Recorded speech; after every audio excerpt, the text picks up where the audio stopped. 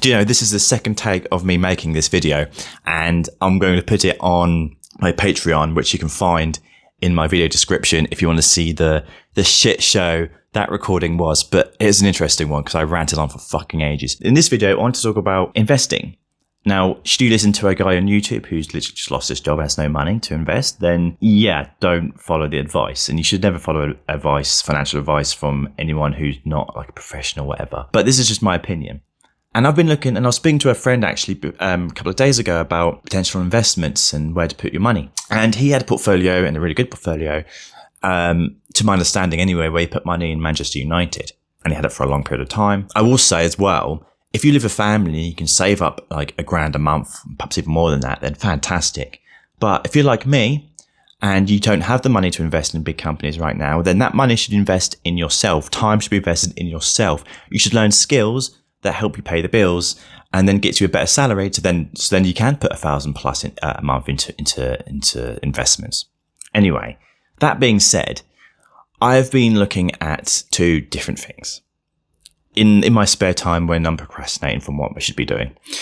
And that is the unfortunate Ukraine-Russia war and LLMs. I'll start with the Ukrainian-Russian situation. Now, obviously, it's horrible to the idea of benefiting from a war, but that's what every country is doing. Whether it's the industrial military complex funding resources into the fight to continue the fight, or if it's the repairs of that country once that fight is resolved. And this is the big financial opportunity of my lifetime. That is the repair of Ukraine after the war ends. Because ultimately, the reason why they're fighting is Ukraine wants their freedom and Russia wants to tap into Ukrainian resources. Ukraine has a rich amount of resources. It does. It has ammonia.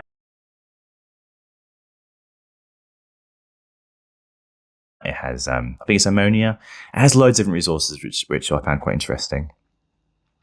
And so big companies will move in there, whether it's for Ukrainian reconstruction or tapping of those natural resources. And these contracts, they might even be bidding already, but these big companies will move in there to build up Ukraine again. And so you need to think, okay, well, what companies can I invest in? What specific companies can I invest in that win these contracts over to rebuild Ukraine? Now, this happens with everything, like COVID, for example. Pfizer won a contract in the UK to release its drug to the public to stop COVID. Their company value skyrocketed.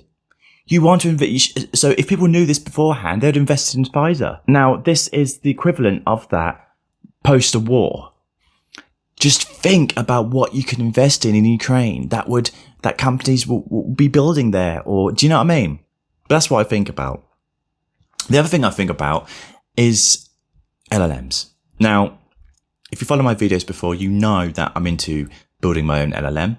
I think the technology is fantastic. I really do. As part of the NLP package, an LLM is a really useful tool. By LLMs, I mean obviously large language models. I mean ChatGPT. I mean stuff like that. The problems with ChatGPT or OpenAI, I'll say OpenAI, the company in particular, is that they've got a monopoly over this technology. They're investing trillions of pounds in infrastructure in America, I think. You've got like these data centers, you've got these companies that produce the graphics cards for them, you've got this massive infrastructure developing just to train, large data sets and whatever that means, whatever that breaks down into with OpenAI. Now, you could also see this as a massive risk because they have a monopoly, because OpenAI, I think, is at a loss right now. People are betting on its potential. And so you've got all these companies putting so much money into this company in the hopes of it will improve technologies across the country, whether it's healthcare, whether it's, technology in itself. Do you know what I mean? But if it doesn't turn to be profitable, or the hype is not as good as what it actually is, then the company will obviously not do very well. The ramifications of such an investment not working out will mean massive opportunities post the AI bust, the hype bust. And that means there'll be a lot of financial opportunities should it go bust. If it doesn't go bust, then great, invest in OpenAI. If it does go bust, think about what technologies and what niches there could be for this LLM technology. And then look at obviously other natural language processing technologies that might arise from large language models. You know, I don't know what they could be, but this is where you sort of theorize and then think, okay, where should I put my money in accordance of these variables? I know I talk fast and that might not make a lot of sense, but this is what I think about. And this is what a lot of professional, market analysis, whatever you fucking call them, look into. Financial, I don't know, insert whatever fucking title. I just think it's worth looking into. If you've got a bit of money and you've got a good job, you know, say you're earning 100,000 a year, then it might be worth looking into these investments, because give it a couple of years' time, you're going to be filthy rich. And if you're earning less than £100,000, especially in the UK, then just bloody invest in yourself, learn some skills, and earn more money. That's just my opinion. Let me know what you think in the comments below.